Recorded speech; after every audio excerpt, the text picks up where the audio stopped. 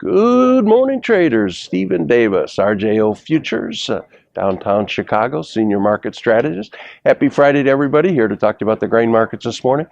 Corn market is down 6. Soybeans are up 1, and wheat is up 4. Yesterday, May 1st, we had this sell-off in the grain market across the complex. I think the catalyst for this is going to be 70 degrees next week, and the tractors are going to roll. December corn should stay under $5, and watch July corn under $5.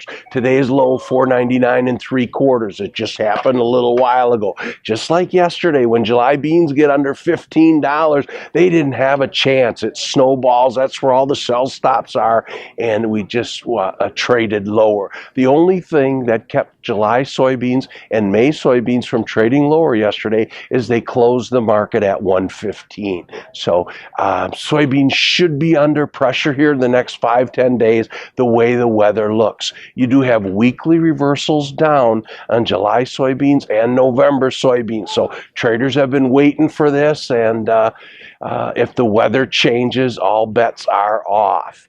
If you're betting against the U.S. farmer getting his corn and soybeans in the ground, that is a bad bet. The technology, the equipment that they have, they get it done. So what a great way to start and commence this 2014 growing season. We have ranges now in soybeans, $1 higher or lower, lower or higher. So it should be very, very volatile this summer.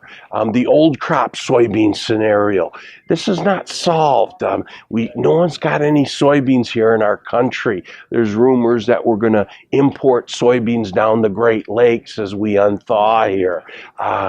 The logistics of that are very difficult. We can't get corn from North Dakota down to the ethanol plants in the Corn Belt, so very hard to see soybeans coming down through our Great Lakes system. We are going to continue to import soybeans from Brazil and Paraguay, and the million-dollar question is going to be, how many of these soybeans and when they're going to come and where they're going to come. So the crushers, early in the week, we had 13 U.S. soybean crush facilities raise their cash bids for soybeans. So they don't have the soybeans. They need to get the prices higher and try to secure some. So this is continuing on. The wheat market. Wheat has 9 lives. It's used up 7 of them. So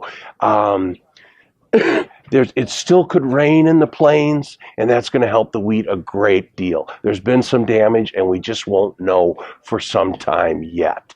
The major grain producers in the world, they were reporting earnings this week, and they're on the wrong side of the wheat market. They thought it was going to go lower, and it didn't. It went higher. So I think that's what's going on here when the wheat's up 20, 30 cents. These gigantic hedgers that these major grain handlers have, they have to unwind them and buy them back, and that just adds to the buying here in the wheat market. So it'll be an interesting weekend. Planters should roll next week, and grain prices should be under pressure. Have a great day, and we'll talk to you next week. Thank you.